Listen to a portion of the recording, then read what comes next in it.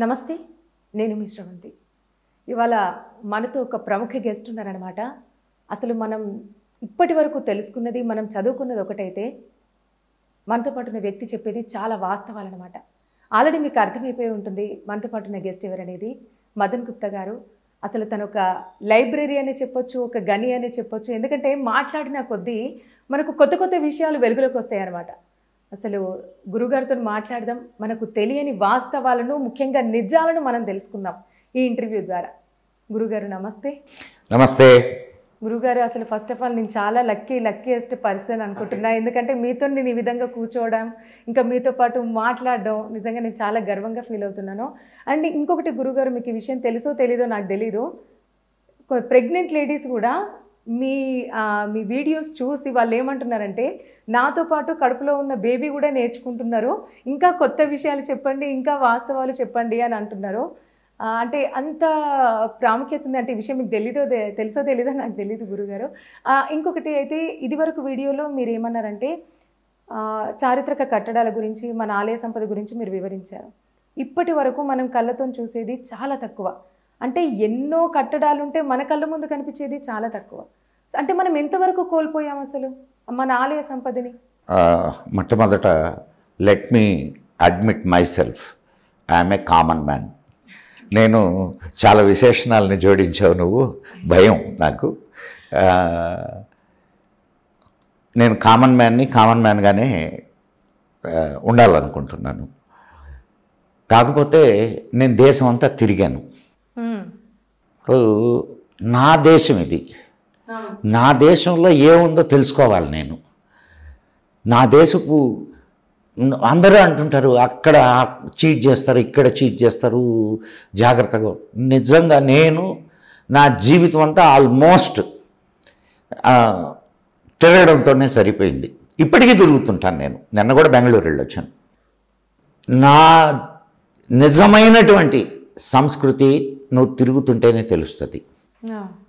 నేను ఎక్కడ పోయినా నాకు దారి చూపించేవాళ్ళు, సహాయం చేసేవాళ్ళే దొరికారు తప్ప, మా ఇంటికి రండి, మా ఇంట్లో అతిథిగా ఉండండి అని పిలిచేవాళ్ళే నేను చూశాను తప్ప, నన్ను ఎవరో తెలియని వాడు, ఏదో ఇదైన వాడుగా నేను ఫ్యామిలీతో పోయినా కానీ అటువంటి సంస్కృతి మంది.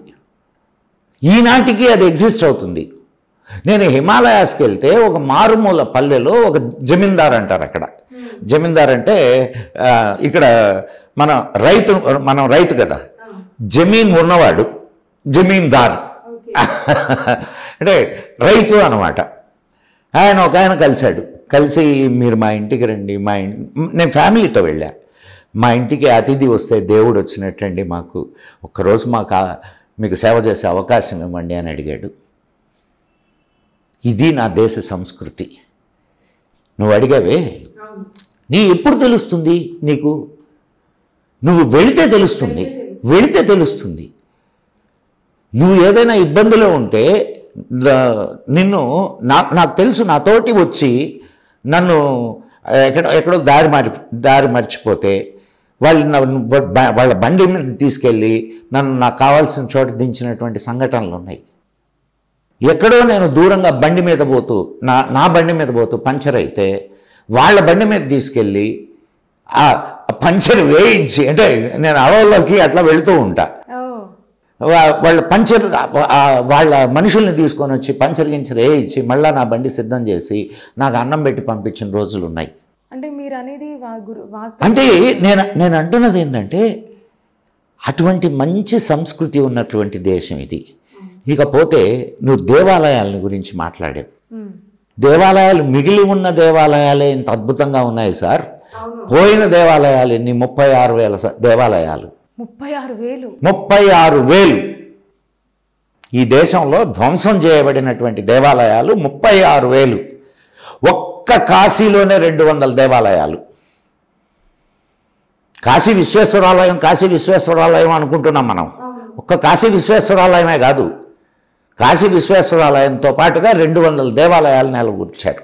అంటే ఈ ఆలయాలన్నీ ఎప్పుడైతే మనకి ముస్లిం రాజులు ఎవరైతే పరిపాలించినప్పుడు వాళ్ళు ధ్వంసం చేసినాయేనా గురువు గారికి? వాళ్ళకి ఇక్కడ సంపదను దోచుకోవడం ఒక్కటే కాకుండా వాళ్ళ అజెండా ఏందా అని అంటే వాళ్ళ దేవుడే దేవుడు, ఇంకొకటి దేవుడు కాదు. నీ ధర్మం ఏం చెప్పుద్ది? ఏకం సత్ విప్రా బహుదా వదంతి, ఉన్నది ఒకటే అనేక రకాలుగా చెప్తావు. సత్యం ఒక్కటే, ఆత్మవత్ సర్వభూతాన్ని అని చెప్పుద్ది. కానీ వాళ్ళు అట్లా కాదు, నా దేవుడే దేవుడు, నా దేవుడు కాదంటే నిన్ను చంపేస్తా. వాళ్ళ దేవుణ్ణి దేవుడు అని మనం ఒప్పుకున్నప్పుడు నీకు ఇంకొక దౌర్భాగ్యకరమైన విషయం అంటే వాళ్ళు ఎట్లా ఆలోచిస్తారో. ఇప్పుడు కొన్ని దేవాలయాలని చూస్తే, తమిళనాడు వెళ్ళమ్మా, మధురై మీనాక్షి దేవాలయం, ఎంత అద్భుతమైన శిల్పాలు ఉంటాయి తెలుసా? చాలా అద్భుతమైన శిల్పాలు ఉంటాయి. వాటిని తాకడానికి కూడా నీకు మనసు ఒప్పదు. అంత అందంగా, అంత అద్భుతంగా మలిచారు. అట్లాంటి దాన్ని అటువంటి టెంపుల్స్ని నాశనం చేస్తే ఎట్లా ఉంటుంది పరిస్థితి? ఎటువంటి క్రూరమైనటువంటి మనస్తత్వం ఉంటే అటువంటి టెంపుల్స్ని నాశనం చేస్తావు? సరే, టెంపుల్స్ని నాశనం చేసావు, దోచుకున్నావు. లైబ్రరీస్ ఏం చేసినాయి? లైబ్రరీస్ని తగలబెట్టారు. నలంద విశ్వవిద్యాలయం 3 నెలలు చలిగాచుకోవడానికి అక్కడ ఉన్నటువంటి తాళపత్ర గ్రంథాలని వాడారు. అంటే ఆటవికులకు కూడా ఇంత నికృష్టమైనటువంటి మానసిక స్థితి ఉండదు. ఆటవికులు కూడా, ఇప్పుడు మన వాల్మీకి ఆటవికుడు, బోయేవాడు, కానీ జ్ఞాన సముపార్జన చేసి రామాయణాన్ని అందించాడు ఆయన. ఈ దేశంలో ఆటవికులు కూడా మనకి సంస్కృతి నేర్పించారు. మరి ఆటవికుల కంటే హీనమైనటువంటి జాతి ఇది. వాళ్ళని ఏమనాలా? ఇప్పటికీ గురుగారు, అంటే నేను చూసుకున్న కొన్ని ఆలయాలలో, హంపి కానివ్వండి లేదా ఇంకేమైనా జోగులాంబ, నువ్వు చూడమ్మా, హంపి అనే పేరు చెప్పావు కదా, ఎంత ఏడుపు వస్తుంది గురుగారు. అక్కడికి వెళ్ళిన తర్వాత అద్భుతమైన కట్టడాలు, పెద్ద పెద్ద ఆలయాలు, గర్భగుడిలో దేవుడు ఉండడు, గోపురాలు ఉండవు. అసలు అక్కడికి వెళ్తే ఏడవలేని హిందూ అంటూ ఎవరు ఉండరు గురుగారు, నిజం చెప్పాలంటే. అసలు ఇప్పుడు హంపిలో ఒక దేవాలయం మొత్తం కూలిపోయి ఉంటుంది. అది నీకు రాళ్ళు ఇంకా అక్కడ కనిపిస్తూనే ఉంటాయి. దాన్ని చూస్తే మనసు తరుక్కుపోదు. అక్కడ రథం ఉంటుంది ఒక టెంపుల్లో, ఎంత అందంగా ఉంటుంది. ఇప్పటికీ ఇప్పుడు ఇంత చెడిపినా ఆ చెడిన దాంట్లో కూడా అద్భుతమైన శిల్ప సౌందర్యం కనిపిస్తుంది మనకి. ఎంతమంది విశ్వకర్మలు వాటికి ప్రాణం పోసారో ఆలోచించు ఒకసారి. అమ్మాయి, దేవాలయాలు, ఇంకొక విషయాన్ని మనం మర్చిపోయాము. దేవాలయాలు అంటే ఇప్పుడు మనం ఏం చేస్తున్నామంటే నేరుగా పోవడం, దేవుడికి దండం పెట్టుకోవడం, ఏ స్వామి నాకు ఈ కోరికలు ఉన్నాయి తీర్చేయ స్వామి అనడం, పోతా ఉండడం. కానీ ఒకనాటి దేవాలయాలు అది కాదు. దేవాలయాలు భారతదేశంలో పోషించిన పాత్ర అమూల్యం. మొత్తం ఊరినంతా కట్టి ఉంచినటువంటి ఏకసూత్రం ఆలయం. ఊళ్ళో ఉండే ప్రతి కులస్థుడు ఆలయంలో భాగస్వామి. ఏదో ఒక పని చేసేవాళ్ళు ఆలయంలో. మోసేవాళ్ళు ఒకరైతే, పూజ చేసేవాళ్ళు ఒకరైతే, శుభ్రం చేసేవాళ్ళు ఒకరైతే, కుండలు చేసేవాళ్ళు ఒకరైతే, అక్కడ స్వామికి బట్టలు నేసి ఇచ్చేవాళ్ళు ఒకరైతే, ఆ బట్టల్ని ఉతికేవాళ్ళు ఒకరైతే, స్వామికి ఆభరణాలు చేసేవాళ్ళు ఒకరైతే, అన్ని కులాలని కలిపి ఉంచింది. అన్ని కులాల మధ్య ఒక సయోధ్యని ఏర్పరిచింది దేవాలయం. అండ్ నువ్వు ఈవెన్ ఈరోజు అటువంటి పాడుపడిపోయిన దేవాలయానికి వెళ్ళినా ఒక విధమైనటువంటి ప్రశాంతత దొరుకుతుంది నీకు. ఇదంతా ఎట్లా వచ్చిందంటావు? ఇప్పుడు ఈ దేశంలో విశ్వకర్మలని ఒక కులం ఉంది తెలుసమ్మా? దాంట్లో 5 కులాలు ఉన్నాయి. విశ్వకర్మల్లో 5 కులాలు ఉన్నాయి. 5 కులాలు ఉన్నాయి. ఈ 5 కులాలు 5 రకాలైన వృత్తుల్ని, ఒకరు స్థాపత్య కళ. స్థాపత్య కళ అంటే విగ్రహాలు చెక్కడం, దేవాలయాలు నిర్మించడం, అది. ఇంకొకరు వడ్రంగం, ఇంకొకరు అంటే బంగారు ఆభరణాలు. ఇట్లా 5 కులాలు ఉన్నాయి. ఒక్కొక్కరు ఒక్కొక్క కులం. కంప్లీట్ టెక్నాలజీ వాళ్ళ దగ్గర ఉంది. Complete technology. నీకు కొత్త విషయం ఏదైనా వస్తే వాళ్ళు ఏది స్థపతి అంటారు. స్థపతి అంటే గుడి ఇంజనీర్, టెంపుల్ ఇంజనీర్ని స్థపతి అంటారు. స్థపతులు ముందు తెలుసుకునేవాళ్ళు. తెలుసుకొని ఆ విషయాన్ని నీకు తెలియజెప్పడానికి ఆలయం మీద ఒక దీన్ని తయారు చేసేవాళ్ళు. కోణార్క దేవాలయానికి కోణార్క దేవాలయం చూసావా? వెళ్ళావా?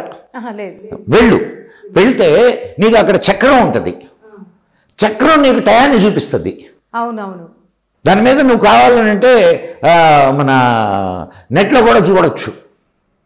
మేము చూసి వచ్చాం.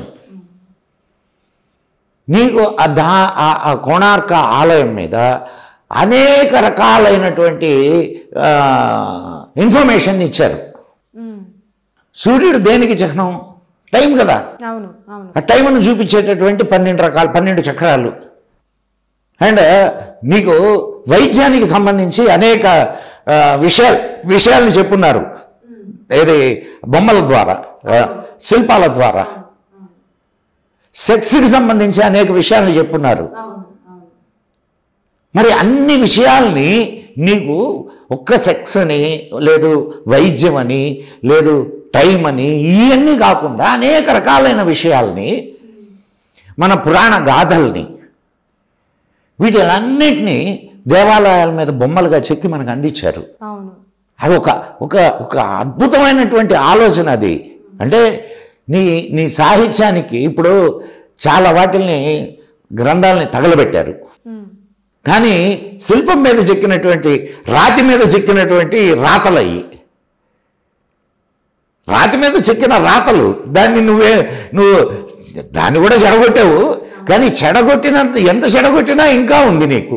ఎంత దారుణం గురుగారు. ఇప్పుడు జోగులాంబ గద్వాల్లో అక్కడ అమ్మవారి శక్తిపీఠము, ఆ అమ్మవారి విగ్రహాన్ని కాపాడుకోవాల్సిన పరిస్థితి వచ్చింది వాళ్ళు ధ్వంసం చేయకుండా. అంటే ఎంత దారుణం అసలు. అంటే మన దైవాన్ని మనం కాపాడుకోవాలి, అది కూడా ఎక్కడో లోపల మనం అక్కడ ఆలయానికి. నువ్వు ఒక విషయం గుర్తుపెట్టుకోమ్మా. వీళ్ళందరూ అంటున్నారు కానీ ఇది అందరూ మనుషులే కదా, అందరూ మనుషులే కరెక్టే. కానీ మనుషుల్లో ఉండే రాక్షసులతో నువ్వు జీవిస్తున్నావు. మనుషులే నిజమే, కానీ ఇప్పుడు మనకు రామాయణం, మహాభారతం, ఈ టయాల్లో కూడా రాక్షసులు ఉన్నారు. రాక్షసులు అనగానే మనకేమనిపిస్తుంది అని అంటే ఏదో కోరలు, భయంకరమైన రూపాలు. వాళ్ళు కూడా మనుషులే. రాక్షస అనేది ఒక జాతి, మానవ అనేది ఒక జాతి. కానీ ఇప్పుడు వాళ్ళల్లో ఉన్నటువంటి ఆ దుర్గుణాల వల్ల వాళ్ళు రాక్షసులు అయ్యారు. ఇప్పుడు కూడా ఇది రాక్షసత్వం, మనిషిలో ఉండేటటువంటి రాక్షసత్వం. ఈ రాక్షసత్వాన్ని ఇప్పుడు వాళ్ళకి చిన్నప్పటి నుంచి ఆ రాక్షసత్వం నూరిపోయబడుతుంది. కాబట్టి అది వాళ్ళ ఎప్పుడు కూడా అమ్మా, నువ్వు ఎటువంటి విద్యని ఇస్తావో, ఎటువంటి సాంఘిక పరిస్థితుల్ని నువ్వు ఇచ్చేస్తావో, ఆ సమాజంలో ఉండే మానవులు కూడా అలానే తయారవుతారు. అయితే గురుగారు, ఇప్పుడు మీరు ఇందాక అన్నట్టు, అంటే మనం ఏ విధమైతే ఎటువంటి విద్యనైతే నేర్పిస్తామో వాళ్ళు అదే విధంగా తయారవుతారని మీరు అన్నారు కదా. ఇప్పటి వరకు అంటే నేను చదువుకున్నవే కానివ్వండి, ఇప్పుడు ప్రతి ఒక్కరికి సోషల్ అనే సబ్జెక్ట్ ఉంటుంది, దాంట్లో చరిత్ర అని ఉంటుంది. ఎంతసేపు ఆ రాజులు పరిపాలించిన కాలము, వాళ్ళు యుద్ధం చేసిన, అది కూడా ఎవరు మళ్ళీ ఈ దేశాన్ని దోచుకోవడానికి వచ్చిన వాళ్ళ గురించే ఉంటుంది. అరే మనకి ఎంత సంపద ఉంది, అసలు ఏ విధంగా కాపాడుకున్నారు, ఈ మాత్రమైనా ఏ విధంగా మిగిలినవి, అసలు ఎన్ని వాస్తవాలు దాస్తున్నారు సార్, అసలు ఎంత ఘోర. కారణం ఏంటంటే నీకు అదే చెప్పింది. ఇప్పుడు నువ్వు ఎట్ట తయారైనావు అంటే అఫ్కోర్స్ నీలో ఇంకా జిజ్ఞాస మిగిలి ఉంది. కానీ చాలామంది ఎట్లా తయారయ్యారనంటే, మనం నిజమైనటువంటి చరిత్ర చెప్తే ఇది చరిత్ర కాదు, మేము చదువుకుందే చరిత్ర అనేటటువంటి మూర్ఖవాదన చేసేటటువంటి వాళ్ళు కూడా తయారయ్యారు. ఆనాటికి మనకు స్వాతంత్రం రాకముందు కంటే స్వాతంత్రం వచ్చిన తర్వాత మన చరిత్ర ఇంకా చాలా చెరుపబడింది. వచ్చిన తర్వాతనే ఇంగ్లీష్ వాడు రాసిన చరిత్రని నువ్వు పిల్లలకు చదివిస్తున్నావు. అండ్ ఇంకొకటి, ఇప్పుడు మనకు స్వాతంత్రం వచ్చిన తర్వాత మన మొట్టమొదటి విద్యాశాఖ మంత్రి ఎవరో తెలుసా నీకు? అబుల్ కలాం ఆజాద్. అబుల్ కలాం ఆజాద్ ఎవరో తెలుసా? ఆయన ఈజ్ అన్ ఇరానీ బాండ్. ఇరాన్లో పుట్టినటువంటి వాడు భారతదేశంలో సెటిల్ అయ్యాడు. నీకు ఈరోజు ఇరాన్ పరిస్థితి ఏందో తెలుసుగా? నీకు వాళ్ళ మానసిక స్థితి ఏందో తెలుసుగా? మరి అటువంటి వాడి చేతికి నీ విద్యా వ్యవస్థను తీసపోయిస్తే వాడు ఏమి నీకు ఇచ్చేస్తాడు చెప్పు? నీకు నీ దేశ చరిత్రనంతా వాళ్ళ వైపు నుంచి చూస్తాడు. అవును. ఇప్పుడు బాబర్ ఈ దేశాన్ని జయించాడు. ఢిల్లీని జయిస్తే దేశాన్ని జయించినట్ట. ఇది ఒక పెద్ద అపోహ. 800 సంవత్సరాలు భారతదేశాన్ని ముస్లిం ఇన్వేడర్స్ పరిపాలించారు అని పెద్ద అపోహ. ఢిల్లీని జయిస్తే దేశం మొత్తాన్ని జయించినట్టేనా? ఎన్ని సంస్థానాలు ఉన్నాయి అప్పుడు? ఒక సంస్థానాన్ని శివాజీ ఎన్నిసార్లు వీళ్ళ మీద తిరగబడ్డాడు? రాణా ప్రతాప్ అండ్ బప్పా రావల్. సౌత్లో ఎంతమంది అద్భుతమైనటువంటి కృష్ణదేవరాయలు, అద్భుతమైనటువంటి రాజులు సౌత్లో ఉన్నారు. వీళ్ళందరూ ఇప్పుడు ఇంకా దేశాన్ని మొత్తాన్ని వాళ్ళు పరిపాలించినట్టేట. బ్రిటిషర్స్ వచ్చిన తర్వాత కూడా భారతదేశాన్ని మొత్తం పరిపాలించలేకపోయారు. భారతదేశం ఏనాడు ఒకటిగా లేదు, కానీ ఒకటిగా ఉంది. అర్థమయ్యి కానట్టుంది. ఇప్పుడు రాజ్యాలుగా విడిపోయి ఉంది, సాంస్కృతికంగా కలిసి ఉంది. కన్యాకుమారి నుంచి కాశ్మీరం వరకు సంస్కృతి ఒకటే, ఇక్కడ ఉన్న సిస్టమ్ ఒకటే, కానీ నిన్ను పరిపాలించేటటువంటి రాజులు వేరే ఉండొచ్చు, రాజ్యాలు విడివిడిగా ఉండొచ్చు. అది కదా మనం తెలుసుకోవాల్సింది. ఈ మొత్తం దేశాన్ని కలిపి ఉంచినటువంటి ఒక దారం ఏదైతే ఉందో, సంస్కృతి అనేటటువంటి దారం, 70 సంవత్సరాల్లో ఆ దారాన్ని తెంచడానికి ప్రయత్నం చేశారు. ఎప్పుడైతే ఆ దారం తెగిందో అయిపోయింది, నీ దేశం ముక్కలైపోద్ది. అదే కదా భారత్ టుకడే హోంగే ఇన్షా అల్లా ఇన్షా అల్లా. విన్నావు కదా? ఎవరు అన్నది? ఈ దేశపు బిడ్డలు. ఈ దేశం ముక్కలు కావాలి అనుకునేటటువంటి ఈ దేశపు బిడ్డలు ఈ దేశాన్ని ముక్కలుగా చేయాలనుకుంటున్నారంటే వాళ్ళకి ఎటువంటి విద్యను నువ్వు నేర్పించావు? 70 సంవత్సరాల్లో వాళ్ళు నేర్చుకున్న విద్య ఈ దేశాన్ని ముక్కలు చేయాలి అని కోరుకునేటటువంటి విద్య. ఈ సంస్కృతి నీది కాదు అనుకున్నప్పుడు ఈ దేశం మీద ప్రేమ ఉండదు నీకు.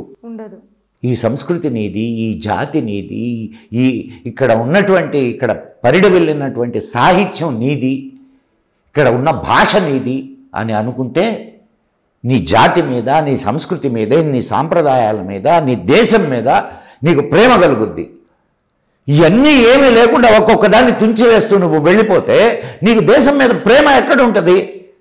అంటే ఇంకా ఏ రకంగా అంటే ఇట్లా ధ్వంసం అవడానికి కారణాలు ఏంటి గురుగారి?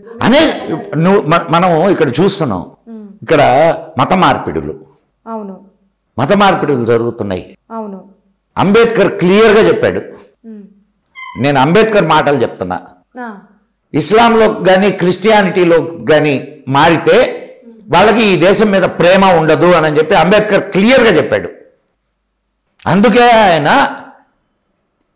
ఈ ఎడారి మతాలను కాకుండా బౌద్ధ మతాన్ని ఈ సంస్కృతిలో నుంచి వచ్చినటువంటి బౌద్ధ మతాన్ని స్వీకరించాడు.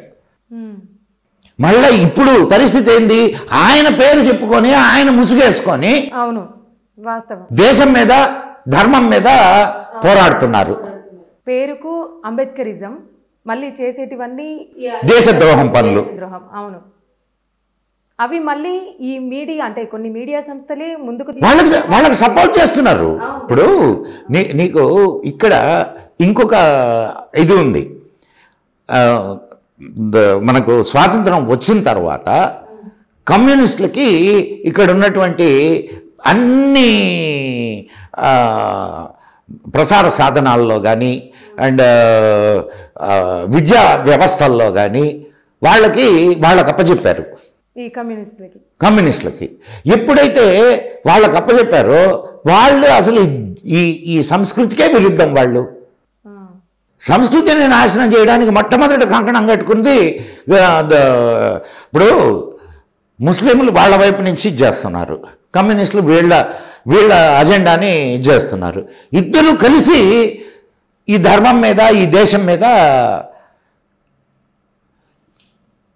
దేశం ముక్కలు చేయాలనేటటువంటి అజెండా కమ్యూనిస్టులది. దానికి వంతపాడేటటువంటిది ఈ జిహాదీ ముక్కలు. సో ఇన్ని వైపుల నుంచి ఇక ఇంకొక వర్గము చాప కింద నీళ్లులాగా వాళ్ళ మతాన్ని పెంచుకుంటూ పోతుంది. చూడు, ప్రచార మతాలు ఇవి. నీకు హిందూ ధర్మం ఎక్కడ? నువ్వు నా ధర్మంలోకి రా, నువ్వు ఈ దేవుణ్ణే పూజించు, నువ్వు ఈ దేవుణ్ణి పూజించకపోతే నరకానికి పోతావు, లేకపోతే ఈ దేవుడు. అరే ఎంతవరకు వెళ్ళారనంటే నీకు స్వర్గంలో ప్లేస్ రిజర్వేషన్.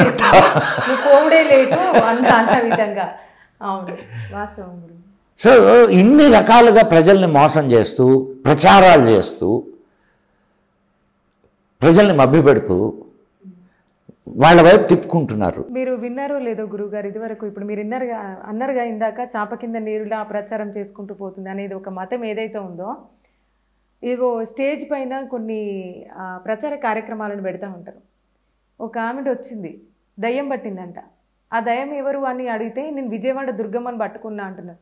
ఎంత దారుణం అసలు అది! వాళ్ళను ఏమనాలి, ఏం చెయ్యాలి? అసలు మీకు ఇంకొక సంగతి, ఒక ఆయన వీల్ చైర్లో వస్తాడు. ఈయన ఏదో చేయంగానే ఆయన ఠకామని లేచి నా కాళ్ళు వచ్చేసినాయి అంటాడు. మరి ఈయన పోయి అక్కడ ఉండే పోపు వీల్ చైర్లోనే కూర్చొని ఉన్నాడు. ఆయన బాగు చేయొచ్చు కదా. లాజిక్ అనేది నువ్వు మాట్లాడకూడదు. లాజికల్గా మాట్లాడితే వీళ్ళు ఎవ్వరు నిలబడరు. అమ్మా, ఇవన్నీ రాజకీయ మతాలు. వాళ్ళ రాజకీయ ప్రాబల్యాన్ని పెంచుకోవడానికి వాళ్ళ సంఖ్యాబలాన్ని పెంచుకుంటున్నాయి. ఒకళ్ళు వాళ్ళ ఉత్పత్తిని ఎక్కువ చేసి, అంటే 4 పెళ్ళాలు 10 మంది బిడ్డలు ఉత్పత్తిని ఎక్కువ చేసి, ఇంకొకరు పూర్తిగా అమాయకుల్ని మతంలోకి తీసుకొని, ఇట్లా వాళ్ళ సంఖ్యాబలాన్ని పెంచుకొని దేశాన్ని వాళ్ళ చేతుల్లోకి తీసుకోవాలా.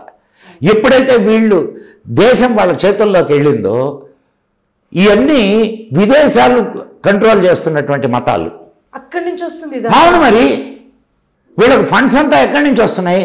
అవును, మరి వాళ్ళే కంట్రోల్ చేస్తారు రేపు. మరి ఇక్కడ ఉన్న వాళ్ళకి తెలియట్లేదు అసలు అదంతా ఏంటి, మనం ఏం చేస్తున్నాం, ఏమైతుంది అని. ఇప్పుడు నిన్నటి దాకా ఒక 10-15 సంవత్సరాలు 10-12 సంవత్సరాల క్రితం 15 సంవత్సరాల క్రితం వరకు సోషల్ మీడియా అనేది లేదు. నిజాలు తెలియదు ఎవరికి. నిజాలు తెలియడం మొదలుపెట్టిన తర్వాత ఒక్కొక్కరు చిన్నగా జాగృతం అవుతూ ఉన్నారు.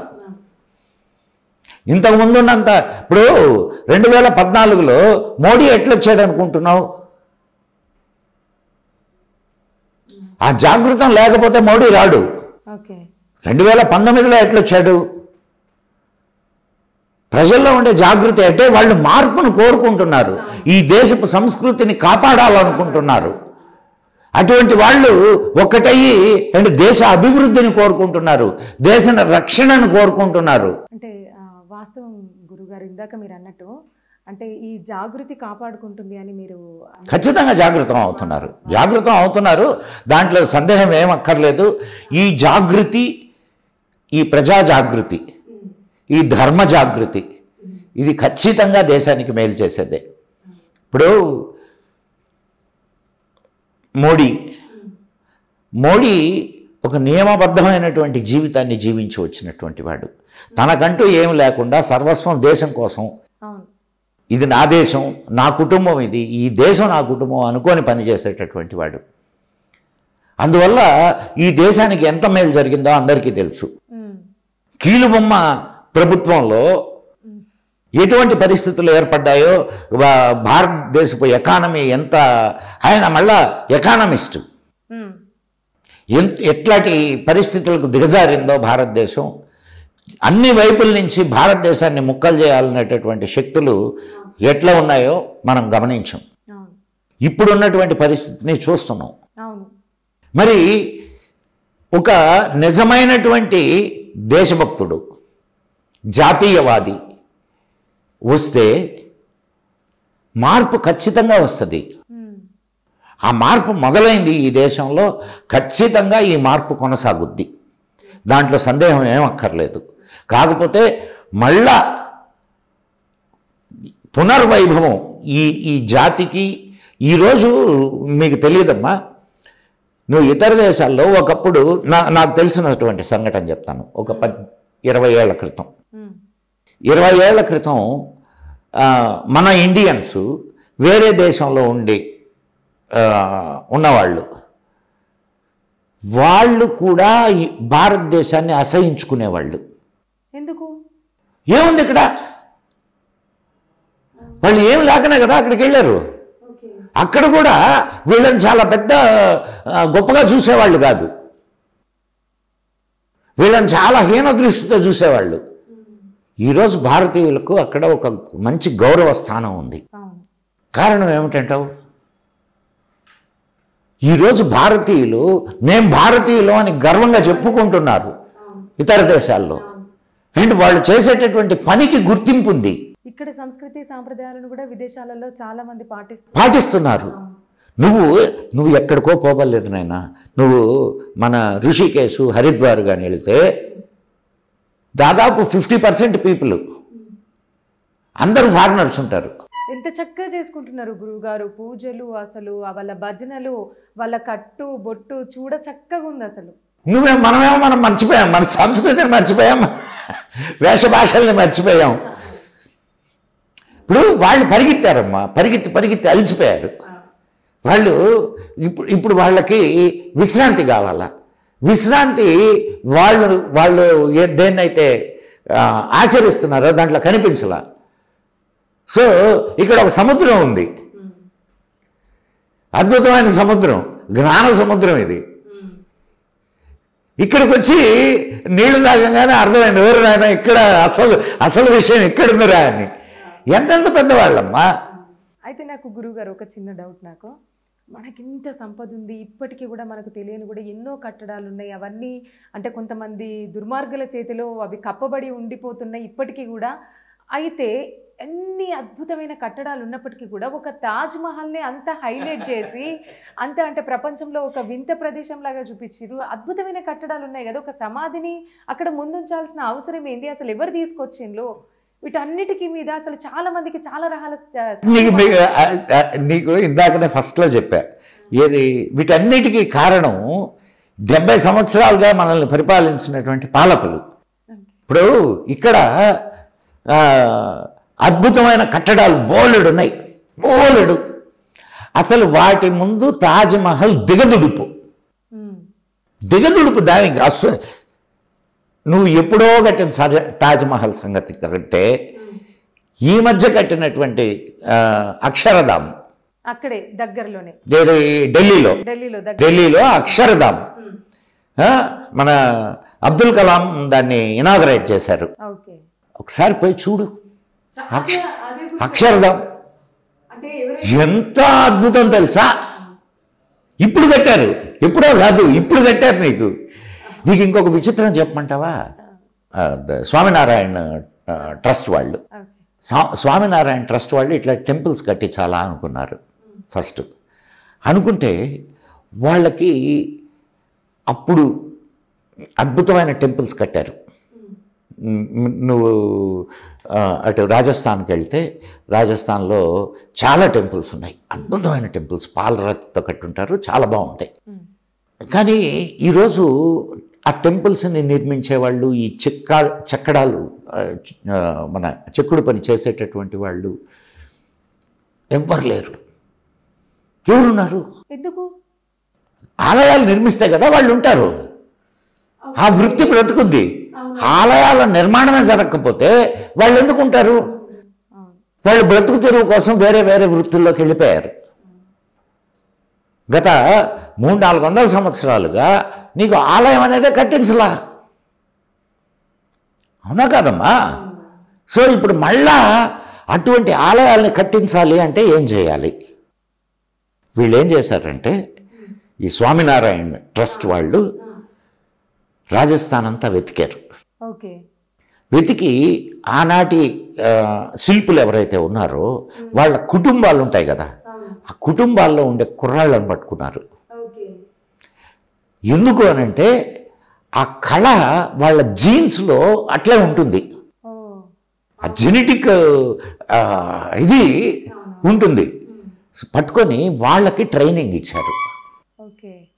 వాళ్ళు ఇప్పుడు ఇంత అద్భుతమైనటువంటి ఆలయాల్ని నిర్మిస్తున్నారు. స్టార్ట్ చేశారు వర్క్. మరి ఇవన్నీ వాళ్ళు కట్టినయే. ఇవన్నీ కూడా ఇప్పుడు మన దుబాయ్లోనే ఎక్కడో కట్టారు కదా, గల్ఫ్ కంట్రీస్లో ఒక టెంపుల్, స్వామినారాయణ టెంపుల్ కట్టారు కదా.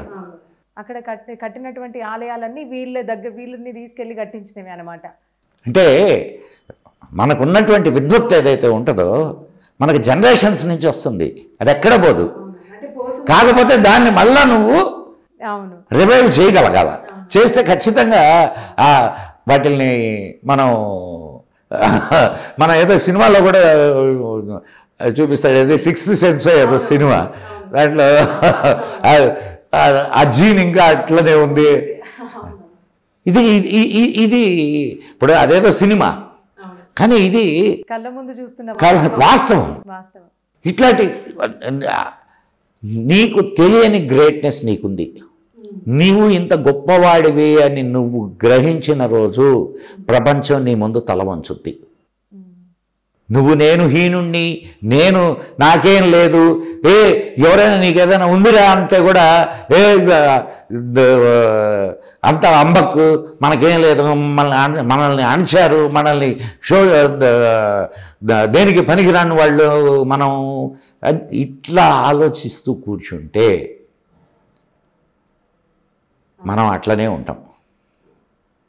నీ జాతి ఔన్నత్యాన్ని తెలుసుకొని ముందుకు అడిగేస్తే నీ అభివృద్ధి అద్భుతంగా ఉంటుంది. ఇప్పటి వరకు మనం చూసినటువంటి ఆలయాలే కానివ్వండి, చారిత్రక కట్టడాలు కానివ్వండి, అప్పట్లో ధ్వంసం చేస్తే మిగిలిన అన్నో కట్టడాలను ఇప్పుడు మనం చూస్తున్నాం, అవే అత్యద్భుతమని మనం ఫీల్ అవుతున్నాం. సరే, ఆ ఇప్పటి వరకైనా ఉన్న వాటిని మనం కాపాడుకుంటే మన తర్వాతి తరాలు కూడా చూడగలుగుతూ ఉంటాయి. అది కాపాడుకోవాల్సిన బాధ్యత మనది. కానీ ఆర్కియాలజిస్టులే కానివ్వండి, లేదా ఇంకెవరన్నా అధికారులే కానివ్వండి, లేదా ఇంకెవరైనా కానివ్వండి, ఆ కట్టడాలని ఆ కింద తవ్వుదాం, ఏవో నిధులు వెళ్తాయి, లేదా ఇంకేదో చేద్దాం, అది తీసి ఇంకో కట్టడం కడదాం, కళ్యాణ మండపం కడదాం, లేదా ఇంకేదైనా కడదాం అనేది ఆ ఉన్న వాటిని తవ్వుతున్నారు. అంటే ఆ ఉన్న కాస్త కూస్త మిగిలిన వాటిని కూడా ధ్వంసం చేస్తుండేది. అంటే ధ్వంసం అని నేను అంటున్నాను. అంటే ఎగ్జాంపుల్ మనం చూసుకున్నట్టయితే వరంగల్లో మనం 1000 స్తంభాల గుడి కానివ్వండి, రామప్ప, మీరు ఇందాక అన్నట్టు రామప్పనే కానివ్వండి, అవిటిని కూడా వాళ్ళు తొలగిస్తూ ఉన్నారు. అసలు ఎందుకు అట్లా గురువుగారు? మిగిలిన కాస్తంతైనా మనం కాపాడుకుంటే బెటర్ కదా. ఇదే సమస్య.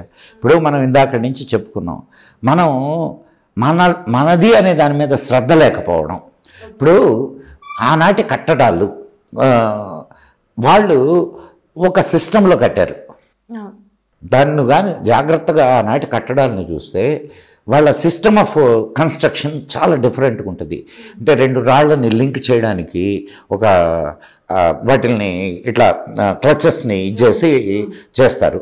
అండ్ పైన చెత్త ఉండడానికి ఇట్లా మళ్ళీ అట్లా అంటే ఇక్కడ నీకు అతుకే ఉండదు. అవును. ఎక్కడైనా అతికించాల్సిన పరిస్థితి వస్తే ఒక ప్రత్యేకమైనటువంటి గమ్మును తయారు చేస్తారు వాళ్ళు. ఓకే. ఇంతకుముందు మనకి సిమెంట్ ఉండిందా? ఎట్లా తయారు చేస్తారో తెలుసా నీకు? సున్నము, దాంట్లో బెల్లము, కరక్కాయ, ఇవన్నీ వేసి ఒక రకమైనటువంటి ఒక పదార్థాన్ని తయారు చేసేవాళ్ళు. దాంతో ఇల్లు కట్టేవాళ్ళు. నువ్వు ఆ ఇళ్లల్లోకి ఇళ్ళు ఏది దాన్ని ప్లాస్టింగ్ చేసి ఇళ్ళు ఉంటాయి, చూనా ఇళ్ళు ఎంత హాయిగా ఉంటుంది తెలుసా? చల్లగా ఉంటాయి. అవును అవును గురుగారు, అవును చల్లగా ఉంటాయి. అవును, అవన్నీ వాళ్ళు ఆనాటి కాలంలో ప్రకృతికి అనుగుణంగా, అంటే ఇక్కడ ఉన్నటువంటి వాతావరణాన్ని బేస్ చేసుకొని ఇక్కడ ఎటువంటి కన్స్ట్రక్షన్ చేయాలా, ఎట్లా చేయాలా అని ఆలోచించి దానికి తగినటువంటి మెటీరియల్ని మనకి ఇచ్చేశారు. మనం ఇప్పుడు కన్యాకుమారిలో కట్టినా సిమెంటే, కాశ్మీర్లో కట్టినా సిమెంటే. అర్థమవుతుంది కదా? సో వీళ్ళు ఈ నాలెడ్జ్ కలిగినటువంటి ఆర్కియాలజిస్టులు, అంటే అందరూ అని చెప్పట్లేదు నేను, ఇక్కడ అధికారులుగా వచ్చారనుకో, వాళ్ళకి తెలిసింది సిమెంటు. అండ్ అక్కడ చూశాను నేను, ఇది రామప్ప, దాన్ని ఎట్లా చేయాలనో అటు చేస్తున్నారు. నువ్వు వాటిల్ని బాగా చేయలేకపోతే వదిలి వాటి మానాన్ని పడిపెట్టాయి. నువ్వు వాటిని బాగు చేయను లేవు, అండ్ వాటిని అలా ఉంచడం లేవు. ఇప్పుడు ఫర్ ఎగ్జాంపుల్ గురుగారు, ఇప్పుడు 1000 స్తంభాల గుడి మనం చూసుకున్నట్టయితే ఇదివరకు ఒక సినిమా వచ్చిండే. ఆ సినిమాలో చక్కగా ఉండేది, అటు ఆలయం ఇటు ఆలయం, మధ్యలో నంది విగ్రహం. అమ్మాయి నీకు ఒక విషయం చెప్పమంటావా? మన ఆలయాలు పడిపోయినా కూడా అందంగానే ఉంటాయి. ఎందుకనంటే దాంట్లో ఉండే శిల్ప సంపద అట్లాంటిది. కాకపోతే వాటిని పడగొడితే మనసు బాధేస్తుంది, కానీ వాటిని చూస్తుంటే ఆశ్చర్యం వేస్తుంది, ఆనందం వేస్తుంది. అబ్బా, నా పూర్వీకులు ఇంత అద్భుతమైనటువంటి సంపదనిచ్చారు నాకు అని. అది వాస్తవానికి గురుగారు, ఎవరైనా అంటే కొత్తగా వెళ్ళిన వాళ్ళకు అసలు ఫస్ట్ తెలీదు. ఒక గైడ్ని పెట్టుకొని ఆ గైడ్ చెప్తూ ఉంటే అసలు అంటే ఒక మంచి ఒక లెసన్ లాగా మనకు అర్థమైపోతుంది. తెలుసుకోవాలమ్మా. ఇప్పుడు దానికి తోడు అంటే ఒక గైడ్లను పెట్టుకొని తెలుసుకోవడం ఒకటే కాకుండా, నువ్వు దానికి ఏదైనా ఒక టెంపుల్నో లేకపోతే దేన్నో దాన్ని దర్శించినప్పుడు ఏన్షియంట్ దానికి చరిత్ర ఏమిటి, ఇప్పుడు అన్నిటికీ గైడ్లు దొరకరు. ఒకవేళ గైడ్లు దొరికినా గైడ్కి ఎంత ఇన్ఫర్మేషన్ ఉంటుంది, అండ్ కొంతవరకు మాత్రమే. నువ్వు you have to dig your self. నువ్వు తవ్వాలా ఎక్కడెక్కడ ఏమేమి ఉన్నాయి, అంటే దేవాలయాన్ని తవ్వమని కాదు, పరిశోధన చేయాలా. పరిశోధన చేసి నువ్వు కనుక్కోవాలా. నువ్వు కనుక్కుంటే నీకు అసలు వెలుగులోకి రాని విషయాలు బోలెడు వస్తాయి, బోలెడు విషయాలు. ఇప్పుడు నీకు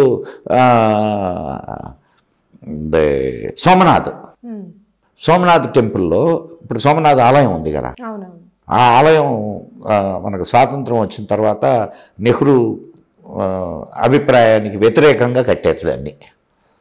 నెహ్రూ దాన్ని హర్షించాల. ఎందుకు? దానికి చాలా కారణాలు ఉన్నాయి, అదో పెద్ద కథ. మళ్ళా నెహ్రూ చరిత్ర తీస్తే అది ఒక ఆ టెంపుల్లో శివలింగం గాలిలో ఉండేది. గాలిలో ఎలా సాధ్యం? ఎందుకు సాధ్యం కాదు? కింద పైన మ్యాగ్నెట్ పెట్టారు అనుకో, ఓకే రైట్, ఇది మెటల్ అనుకో, ఓకే ఓకే. చూడమ్మా, ఇక్కడ ఇప్పుడు దైవత్వం అవన్నీ అట్లా ప్రక్కన పెడదాం, మనం ఒక లాజికల్ దృష్టితో చూద్దాం. అండ్ నువ్వు అక్కడ ఒక ఇది పెట్టున్నారు, నువ్వు ఇప్పటికీ ఉంది, అంటే అప్పటి ఇదే, దానికి ఒక ప్రత్యేకత ఉంది. ఇట్లా మనం నీకు ఇంకొక చిన్న విషయం చెప్తా. నేను తమిళనాడులో ఒక 2000 సంవత్సరాల క్రితం అనుకుంటాను ఒక డ్యామ్ కట్టారు. ఏదో వడ్లన్నీ డ్యామ్ అని ఏదో ఉంది పేరు, నాకు ఆ పేరు కరెక్ట్గా ఇది కావట్లేదు. ఆ డ్యామ్ 2000 సంవత్సరాల నుంచి ఇప్పటికీ కూడా సర్వీసెస్ ఇస్తుంది. అంటే ఏమన్నా ఏంటి చిన్న చిన్న రిపేర్లు కానీ అటువంటివి ఏం జరగకుండా స్టిల్ ఇప్పటికీ దాని మీద ట్రాన్స్పోర్ట్ నడుస్తుంది. 2000 సంవత్సరాల క్రిందటిది. మనం ఒక 20 సంవత్సరాల క్రితం కట్టిన కూలిపోతున్నాయి. ఏది గొప్పదంటావు? అప్పటివే. సో అంటే వాళ్ళు ఎట్లా కట్టారు, వాళ్ళ టెక్నాలజీ ఏంది అనేది మనం దాన్ని మనం పరిశోధన చేయకుండా, అసలు ఆ రోజుల్లో టెక్నాలజీయే లేదు ఆ రోజుల్లో. ఇప్పుడు ఒక విషయం స్రవంతి ఆలోచించు, మనిషి ఉంటే మనిషికి బుర్ర ఉంటుంది, బుర్ర ఉంటే జ్ఞానం ఉంటుంది. అసలు అఫ్కోర్స్ జ్ఞానం లేకుండా తయారు చేయడానికి బ్రెయిన్ వాష్లు కొన్ని జరుగుతూ ఉంటాయి, అది వేరే విషయం. కానీ బుర్ర ఉంటుంది, జ్ఞానం ఉంటుంది. సో మానవుడు ఉన్నంత వరకు జ్ఞానము ఉంటుంది. ఈరోజు మనం కనుక్కున్నదే టెక్నాలజీ, మనం కనుక్కున్నదే సైన్స్ అని అంటే నీ సైన్స్కి అందని విషయాలు కూడా చాలా ఉంటాయి, చాలా ఉంటాయి. అంత మాత్రాన సైన్స్ తప్పని కాదు, ఆ విషయం తప్పని కాదు. ఇప్పుడు సైన్స్ కూడా గురువు గారు ఇవన్నీ అప్పటి నుంచే ఉన్నాయి కదా. ఫర్ ఎగ్జాంపుల్ ఇప్పుడు మనకి సరోగసి విధానం చూసుకుంటే అది ఇప్పుడు కనిపెట్టినామని అంటారు, కానీ కాదు కదా. అప్పటి మన శిల్పాలలో అవిట్లలో చూసుకున్నట్టయితే ఇది కూడా అందులో ఉంది. ఇప్పుడు నేను అదే చెప్తున్నది. జ్ఞానము అనేది ఒకప్పుడు ఉండి ఇంకొకప్పుడు లేనిది కాదు కదా. నువ్వు ఇప్పుడుండే వాళ్ళే తెలివిగల వాళ్ళు, ఇదే సైన్సు, ఇంతకంటే వేరే లేదు, అది కూడా మూర్ఖత్వం. ఆనాడు కూడా ఉంది, కాకపోతే ఆనాటి పరిస్థితులకి ఆనాటి సిస్టమ్కి అనుగుణంగా ఆనాటి సైన్స్ ఉండింది, ఈనాటి సిస్టమ్కి ఈనాటి పరిస్థితులకి అనుగుణంగా ఈనాటి సైన్స్ ఉంది. అవునా కదమ్మా? సో ఇప్పుడు బోలెడు విషయాలు ఆనాడు మన స్క్రిప్చర్స్లో రాసినవి కొందరు అంటుంటారు, వీళ్ళు ఇది కనుక్కోగానే మా దాంట్లో ఉంది అని అంటున్నారు అని అంటుంటారు. కరెక్టే. ఇప్పుడు నీ దాంట్లో ఉందన్న దానికి ప్రచారం ఎక్కడ జరిగింది? నీ దాంట్లో ఉన్నదానికి దాని మీద పరిశోధనలు ఎక్కడ జరిగినాయి? నీది అసలు ఏమీ లేదని తీసి మూలబడేసి ఈరోజు ఎవడైనా చెప్తే దాంట్లో ఉందిరా బాబు అని మేము కనుక్కున్నాం కాబట్టి వాళ్ళు ఇది చెప్తున్నారు. ఇది ఒక వితండవాదం తప్ప. ఇప్పుడు నీ దేశపు సంస్కృతిని చిహ్నమైనటువంటి భాష సంస్కృతం. సంస్కృతంలో నుంచి వచ్చిందే సంస్కృతి. నువ్వు భాషనే మృత భాష చేసేస్తివి. ఆ భాషలో ఉన్నటువంటి గ్రంథాలను చదివేటటువంటి శక్తిహీనుడిగా తయారైతివి. మళ్ళా దాన్ని విమర్శిస్తావు. మా దాకా రాలేదు, మాకు చెప్పలేదు. నీకు నేర్చుకోవాలనే శ్రద్ధ ఉన్నవాడు ఎక్కడున్నా నేర్చుకున్నాడు, ఏ జాతిలో ఉన్నా నేర్చుకున్నాడు, ఏ కులంలో ఉన్నా నేర్చుకున్నాడు. మట్టి చల్లతా కూర్చునేవాడు అక్కడే పడి ఉన్నాడు. సో ఒక్కటి ఇప్పుడు కూడా నువ్వు నేర్చుకోవాలి అని అంటే దాని మీద శ్రద్ధ ఉండాలి. కనుక్కోవాలి అని అంటే దాని మీద పరిశోధన చేయాలి. అది ఏం చెయ్యం మనం, కానీ విమర్శిస్తాం. సో మనకు విమర్శ దగ్గరే ఆగిపోతాం. అక్కడి నుంచి ముందుకు కదలాలి అని అంటే చాలామంది ఈరోజు పిల్లలు ఉన్నారమ్మా, నేను చూస్తున్నాను. చాలామంది కుర్రాళ్ళు వాళ్ళ ఉద్యోగాలు వదిలేసి, ఇది లక్షల రూపాయలు శాలరీలు వచ్చే ఉద్యోగాలు వదిలేసి రామాయణం మీద మహాభారతం మీద పరిశోధనలు చేస్తా తిరుగుతున్నారు. తెలుసుకోవాలి కొత్త విషయాలు ఏంటి అసలు అన్నీ బయటికి తీద్దామన్న ఉద్దేశం కొద్ది. నిన్న ఒక అమ్మాయి నాకు ఒక 15 సంవత్సరాల క్రితం ఒక పాప, చిన్న పాప, ఎంత ఒక 12th క్లాస్ అనుకుంటాను అమ్మాయి. అప్పుడు అమ్మాయి నా దగ్గరకు వచ్చింది. సార్ నేను వైమానిక శాస్త్రం మీద పనిచేస్తున్నాను సార్ అని అన్నది. 12th standard. తెలుసుకోవాలన్న కుతూహలం. ఆ అమ్మాయి చేత నేను ఏదో టీవీలో కూడా ఇంటర్వ్యూ ఇప్పించా. అప్పుడు 15 సంవత్సరాల క్రితం సంగతి నేను చెప్తుంది. ఇప్పుడు ఆ పిల్ల సైంటిఫిక్ జర్నల్స్లో ఆ పిల్ల రాసిన ఇవి ప్రింట్ అవుతున్నాయి. తెలియని కొత్త విషయాలను తను చెప్తుంది. గ్రేట్. నాసాలో ఆ పిల్లకి ఇది ఇచ్చారు. ఆ పిల్ల ఆ పిల్ల పెళ్ళయింది. ఇప్పుడు పిల్లలు నాకు అంటే చిన్నమ్మాయి ఎప్పటి నుంచి ఇది కాబట్టి ఆ పిల్ల అంటున్నారు. ఆ అమ్మాయి ఇప్పుడు నాకు అప్పుడప్పుడు మెసేజ్లు పెడుతుంటుంది. నిన్న కూడా మెసేజ్ పెట్టింది. ఏమన్నా అంటే పుష్పక విమానాన్ని గురించి ఆ అమ్మాయి రాసిన article still it is with me. అంటే పుష్పక విమానం గురించి ఏమని రాశారనమాట? అంటే నేను ఇంకా పూర్తి నిన్ననే వచ్చింది అదే ఆర్టికల్ చదవాలా నేను. ఒక సైంటిఫిక్ జర్నల్లో అది ప్రింట్ అయింది. అప్పుడు అంటే విమానాలు ఇప్పుడు కనుక్కున్నాం అని అంటున్నారు. బట్ ఈ విమానాలు ఇప్పుడు కనుక్కున్నవి కాదు, ఇది వరకే ఉండేటివి. పుష్పక విమానం అని లేదా ఇది వరకు చాలా ఉన్నాయమ్మా. నీకు ఇప్పుడు గుడ్డిగా ఏది లేదు అనడం తప్పు, గుడ్డిగా అన్నీ ఉన్నాయనడం కూడా తప్పే. ఇప్పుడు ఏదైనా ఉన్నది అని చెప్పడానికి కానీ లేదు అని చెప్పడానికి కానీ ఫస్ట్ మనం వెతకాలి. వెతికి ఎస్ ఇది ఉంది ఇది లేదు నిర్ధారించుకోవాలి. అంతే తప్ప ఎవడో ఏదో చెప్పాడని ఇది లేదు ఇది లేదు ఇది ఉంది ఇది ఉంది అది ఇది తప్పు. అయితే గురువుగారు, అంటే ఇప్పటి వరకు మనం చూసుకున్నట్టయితే పిల్లల పాఠ్య పుస్తకాలలో కానివ్వండి లేదా ఇంకేదైనా కానివ్వండి, చూసేదంతా అంటే ఈ మెయిన్ మనం తెలుసుకోవాల్సింది ఏది ఉంటుందో ఇది పక్కన పెట్టేసి దాని చుట్టూ ఉన్నటువంటివి చెప్తున్నారు. అసలు దానివల్ల ఎటువంటి ప్రయోజనము లేదు పిల్లలకి. అంటే వాళ్ళకున్న నాలెడ్జ్ని ఇంకా ఇంకా తొక్కి పెట్టడమే తప్పించి వాళ్ళది పైకి తీసుకొచ్చిన సందర్భాలు లేవు. నీ విద్య నీకు మొట్టమొదట సంస్కారాన్ని నేర్పించడంలా, అది ఎగ్జాక్ట్లీ సంస్కారం నేర్పించడంలా. ఇప్పుడు పెద్దవాళ్ళు ఎవరైనా ఉన్నారు, వాళ్ళని అట్లీస్ట్ వాడికి ఏం తెలియదు అయినా సరే వాడి పెద్దతనాన్ని గౌరవించు. అది మనకు సంస్కారం. నీ విద్య నీకు ఆ సంస్కారాన్ని నేర్పించడంలా, దేశభక్తిని నేర్పించడంలా, దేశం పట్ల ప్రేమను నేర్పించడంలా, పోనీ నీలో ఏదైనా చెయ్యాలా అనేటటువంటి ఒక కసిని రేపడంలా, ఒక ఇన్ఫర్మేషన్ నీ దేనికి పనికిరాని ఇన్ఫర్మేషన్ని నీ బుర్రల్లోకి పెట్టేస్తున్నాడు. అది నీ జీవితాంతం నీకు పనికిరాదు. నువ్వేం చదువుకున్నావమ్మా? నేను ఎంబీఏ ఫైనాన్సా మార్కెటింగ్ హెచ్ఆర్. ఇక్కడ నువ్వేం చేస్తున్నావు అంటే కాదు ఆయన నేనే. ఇప్పుడు నీకు ఇది ఇంట్రెస్ట్ ఉండొచ్చు, కానీ నా బిడ్డ ఎంబీఏ చదవాలా, నా బిడ్డ ఇంజనీరింగ్ చేయాలా, నా బిడ్డ డాక్టర్ కావాలా, నా బిడ్డ ఐఐటి, తక్కిన చదువులు కాదా, తక్కిన ఉద్యోగాలు కావా? పాపం వాడికి దాని మీద ఇంట్రెస్ట్ ఉన్నా లేకపోయినా వాడు పెద్ద సంచి నిండా పుస్తకాలు వేసుకొని ఒక కూలోడు మోసుకున్నట్టు మోసుకుపోతూ, ఏమి దౌర్భాగ్యం అమ్మా ఇది. ఏం చదువుకుంటున్నాం మనం? తండ్రి ఒక ఆశయం అనుకుంటే ఆశయం వెంబడి కొడుకును పరిగెడుతున్నారు పిల్లలు. ఇప్పుడు వాళ్ళకి వాళ్ళ ఇంట్రెస్ట్ ఏదో, వాళ్ళు ఎటువంటి దీన్ని కోరుకుంటున్నారో ఎప్పుడైనా ఏ తల్లిదండ్రులైనా ఆలోచించారా? నా బిడ్డ ఇది కావాలా.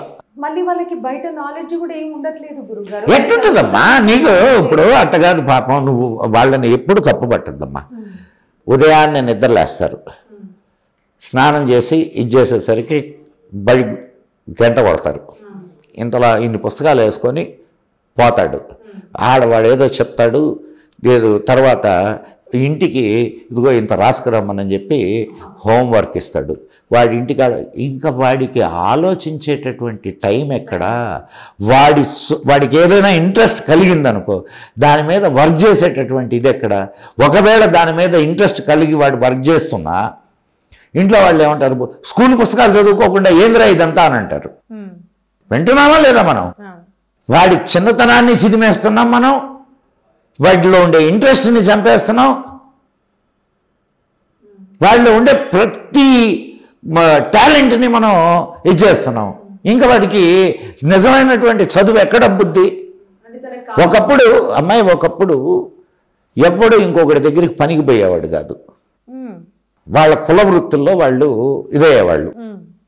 వాళ్ళకి ఏం లే, ఇంట్లో వృత్తి, మగ్గం నేతన్న కొడుకు చేస్తాడు, కూతురు చేస్తుంది, భార్య చేస్తుంది, తను చేస్తాడు. భార్య అన్నం వండేటప్పుడు వీళ్ళు పని చేసుకుంటూ ఉంటారు. కూతురు కొడుకు ఏదో వీధి బళ్ళు అంటే గురుకులాలు ఉండేవి, గురుకులాలకు పోయి రాగానే మళ్ళీ వీళ్ళు కూడా పనిచేస్తారు. అటువాడికి ఒక వృత్తి వచ్చేది, అటు గురుకులంలో కొంత విద్య వచ్చేది. ఇదంతా పోయినా వాళ్ళ నాయన చనిపోయాడు, అమ్మ చనిపోయింది, అంతా చనిపోయారు. ఈడ వృత్తి చేస్తూ తన జీవితాన్ని గడుపుకునేవాడు. ఇంకొకటి మీద ఆధారపడాల్సిన అవసరం ఉండేది కాదు. అవునా కాదమ్మా? ఈరోజు ఆ వృత్తులన్నీ పోయినాయి. స్వయంగా ఏదైనా చెయ్యాలా అనేటటువంటి తాపత్రయం కూడా పిల్లల్లో లేకుండా పోయింది. నాకు తెలిసిన ఫ్రెండు రైల్వేలో కాంట్రాక్టరు, అతనికి చాలా పెద్ద ఇండస్ట్రీ ఉంది, దాంట్లో 100 మంది దాకా పనిచేస్తారు. మేము ఒకసారి మా ఫామ్ హౌస్కి రాబాసని చెప్పి అంటే వెళ్ళాను. నేను ఫామ్ హౌస్లో కూర్చొని మాట్లాడుకుంటుంటే ఏం చేస్తున్నారు నీ పిల్లలు అంటే, మా పెద్దోడు అమెరికాలో ఏదో కంపెనీలో ఉద్యోగం చేస్తారు. అమెరికాలో కంపెనీలో ఉద్యోగం చేయడం ఏంటి, నీ దగ్గర 100 మంది పని చేస్తుంటేనంటే ఆయన నన్ను ఏం చేయమంటారు సార్, వాళ్ళు ఏదో సొంతంగా బతకాలంట సార్. సొంతంగా బతకడం 100 మందిని వాడు బతికిస్తుంటే ఈడిపోయి ఇంకోటి దగ్గర ఉద్యోగం చేయాలనేటటువంటి మానసికత అది దేన్ని చూపిస్తుంది? అంటే గురుగారు ఇప్పుడు ప్రస్తుతానికి ఎట్లున్నదంటే, ఎవరో ఎక్కడనో ఒక మంచి ఉద్యోగం చేసి నెలకింత సంపాదిస్తున్నారంటే వాళ్ళని చూసి ఇక్కడున్న పేరెంట్స్ ఏం చేస్తున్నారంటే నడు ఊరుకు వాళ్ళలాగా నువ్వు తయారుగా.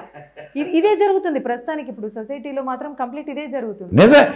ఇప్పుడు ఏదో చెప్తారు చూడు, పులిని చూసి నక్క వాత పెట్టుకుందని.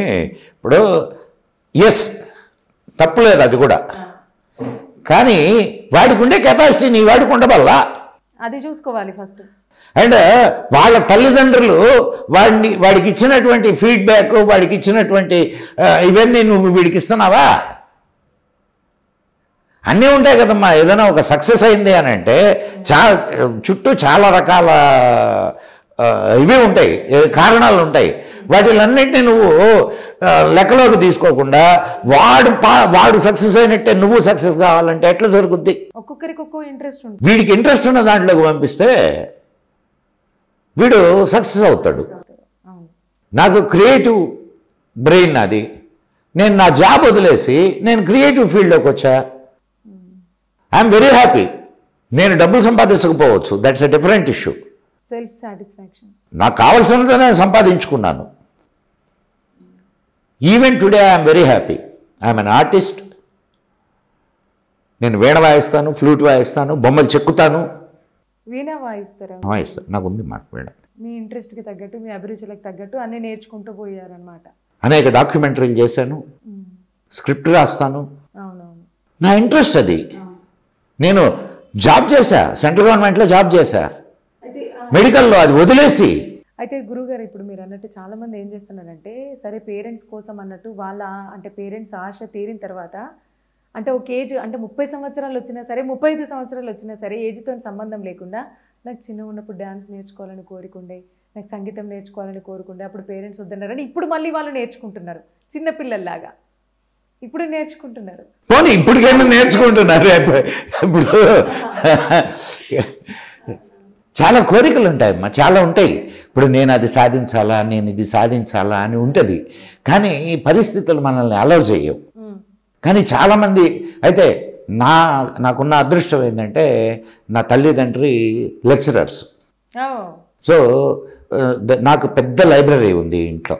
అవును, విన్నాను గురుగారు. అవును, మీరే ఒక లైబ్రరీ. పెద్ద లైబ్రరీ ఉంది. నేను చాలా అటు పుస్తకాలు చదువుకోవడానికి కానీ, స్టడీ చేయడానికి కానీ, నాకున్న టయాన్ని నేను చేసుకోవడానికి కానీ, దేనికైనా నాకు ఒక ఎన్విరాన్మెంట్ ఉంది. సో నేను నా జీవితాన్ని హ్యాపీగా గడపడానికి నాకు అదొక ప్లాట్ఫామ్. మీరు ఒక్కరు ఇన్ని చదువుకోవటం వల్ల మీరు ఇన్ని చదువుతున్నారు కాబట్టి మీ వల్ల కొన్ని వందలు వేలు చూసిన బయటకు వచ్చాను కదమ్మా, బయటకు వచ్చాను. వాస్తవాలు తెలుస్తున్నాయి. అసలు ఇప్పుడు ఈ ఒక్క వీడియో ద్వారా మనం చూసినట్టయితే అసలు ఎన్ని రకాల వాస్తవాలు మీరు ఫస్ట్ ఒక అంటే కరెక్ట్ పాయింట్ చెప్పారు. 32,000 గురుగారు మీరు చెప్పింది 36,000 ఆలయాలని మనం కోల్పోయాము. ఒక కాశీలో చూసుకున్నట్టయితే 200 ఆలయాలను మీరు ఇవి తెలియదు. ఇంకొక విషయం చెప్తా ఇನ್ನು. మొన్న దాన్ని కాశీ కారిడార్ తయారు చేస్తున్నారు కదా, చాలా ఆలయాల్ని కనిపించకుండా ఇళ్ళు కట్టేశారు. ఎందుకో చెప్తా నేను, ఆలయాల్ని కాపాడుకోవడానికి. ఓకే ఓకే, ఆలయాలను కాపాడుకోవడం కోసం. మొన్న ఈ కారిడార్ కట్టేటప్పుడు ఆ ఇళ్ళనంతా తొలగిస్తుంటే ఆలయాలు బయటకు వస్తున్నాయి. మనకు ఒక పాట ఉండేది, అడుగడుగున గుడి ఉంది, అడుగడుగున గుడి ఉన్నాయి అక్కడ. అంటే అప్పుడు ఎన్ని దారుణమైన పరిస్థితులు వాళ్ళు ఫేస్ చేస్తే అట్లా కాపాడుకోవాల్సిన పరిస్థితి వచ్చింది. ఆ ఇల్లు తీసేస్తే నీకు ఆలయం, అద్భుతమైన ఆలయాలు. ఆ సంస్కృతిని కాపాడుకోవడం కోసం వాళ్ళు అప్పుడు ఆ విధంగా చేశారనమాట. చేశారు. ఇవన్నీ ఎందుకుంటాయి గురుగారు బుక్స్లలో? నాకు అర్థం కాదు. అవి ఎందుకుంటాయమ్మా? అవి చెప్తే మళ్ళీ నీకు నీ స్వాభిమానం గుర్తుకు రాదు.